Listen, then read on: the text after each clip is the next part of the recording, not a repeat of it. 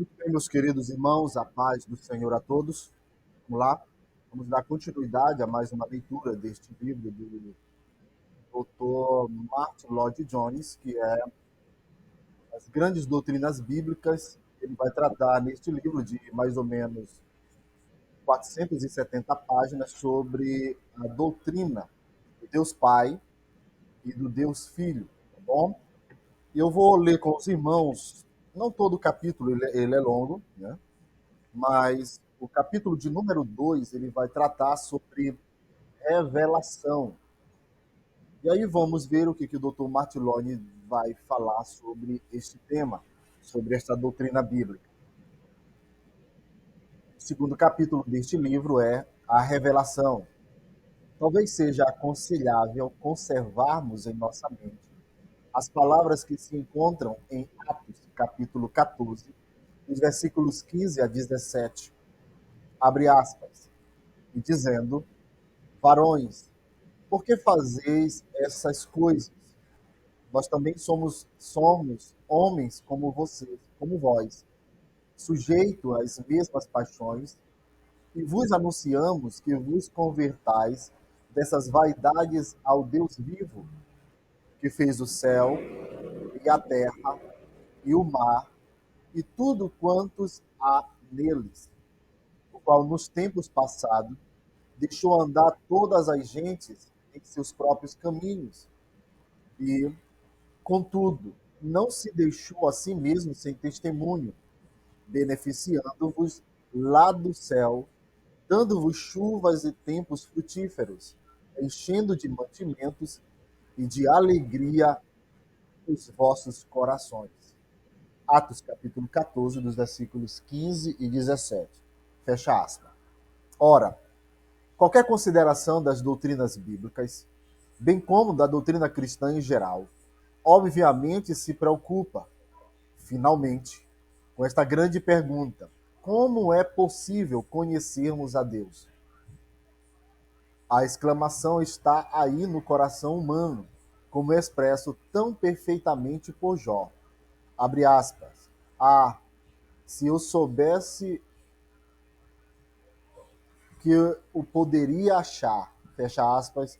Jó capítulo 23, versículo 3. Tomamos por certo o que se tem frequentemente salientado, ou seja, que se acha presente em toda a raça humana aquilo que podemos descrever como consciência da presença de Deus. Muitos declaram que não creem em Deus, mas, ao afirmarem isso, se encontram lutando contra algo fundamental e inerente em seu próprio ser, que lhes dá testemunho de que Deus existe, que terão de tratar com ele, que,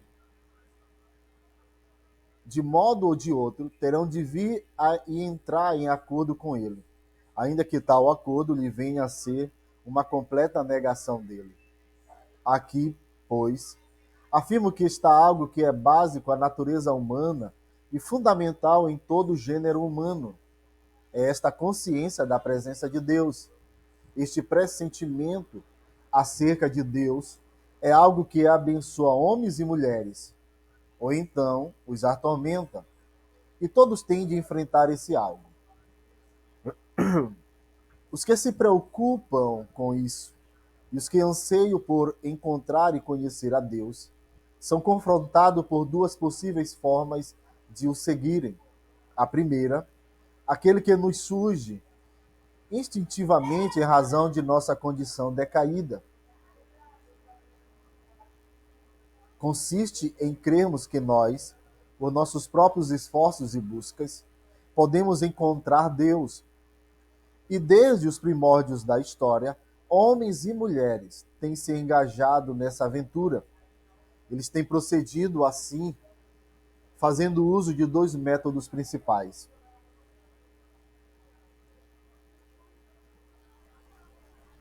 Um deles é seguir esse tipo de sentimento instintivo e intuitivo que nos é inerente e que se apresenta de várias formas. Alguns, às vezes, falam de luz interior e dizem que tudo o que precisamos fazer é seguir essa luz e sua orientação. Esse é o caminho dos místicos e outros. Dizem eles, abre aspas, se você deseja conhecer a Deus, então a melhor coisa a fazer é mergulhar em você mesmo. Dentro de cada um de nós há uma luz interior que afinal levará a Deus. Você não precisa de conhecimento, fecha aspas. Dizem eles, abre aspas, você não necessita de coisa alguma, exceto daquela resignação de si mesmo e de suas faculdades, dando lugar a essa luz e sua orientação. Ora, esse método intuitivo é algo com o qual todos nós estamos familiarizados. Ele assume numerosas formas e está presente em muitas das seitas do mundo moderno. O outro método que tem sido adotado é aquele que tem por base a razão, a sabedoria e o discernimento. A pessoa pode começar, por exemplo, com a natureza e a criação, e ela é persuadida a partir disso. Ela acredita que, como resultado desse processo, pode chegar ao conhecimento de Deus. Outros dizem que, ao olhar para a história e ao ponderar sobre o curso da história, eles podem chegar a acreditar em Deus. Outros, entretanto, dizem que para se chegar a Deus, basta entregar-se a um processo de raciocínio puro. Garantem que, se vocês se sentirem e raciocinarem genuína e apropriadamente, é possível chegar a uma crença em Deus. Isso é ilustrado. Vocês se lembram pelo argumento moral, ou seja, visto que sou consciente neste mundo de uma moral boa e de uma melhor, então, esse fato implica que deve haver, em algum lugar, uma moral perfeita. Contudo, onde está ela? Não a encontro neste mundo. Então, devo estar fora dele. E a crendice diz que tal coisa é Deus. Ora, outra vez digo, não quero discutir essas coisas. Estou simplesmente lembrando-os de que essas são as formas pelas quais muitos acreditam que podem encontrar a Deus, bem como chegar ao conhecimento dele. Mas a resposta cristã é que tal método está inevitavelmente condenado ao fracasso. O apóstolo Paulo põe nestas memoráveis palavras, abre aspas, visto como na sabedoria de Deus, o mundo não conheceu a Deus pela sua sabedoria, fecha aspas, que se encontra em 1 Coríntios, capítulo 1, versículo 21. E é significativo que ele tenha dito isso aos coríntios, pessoas gregas, e que, portanto, estavam familiarizados com o ensino filosófico. Entretanto, apesar de Paulo ter dito isso, as pessoas ainda confiam nas ideias e nas deduções humanas para encontrarem a Deus. A mim me parece que este não é um assunto sobre o qual argumentar, visto ser ele justamente uma questão de fato. E o fato é que ninguém pode chegar ao conhecimento de Deus por esses meios, por duas razões bem óbvias. A primeira, como esperamos ver mais adiante ao considerarmos estas doutrinas especificamente, é a natureza inerente de Deus, sua infinitude, seu caráter e propriedades absolutas, bem como sua perfeita santidade. Tudo isso, em si e por si mesmo, torna impossível alguém adquirir algum conhecimento de Deus por meio da razão ou da intuição. Mas quando adicionamos a isso a segunda razão, a qual é o caráter e a natureza de homens e mulheres, enquanto se acham no estado de pecado, o fato se torna duplamente impossível.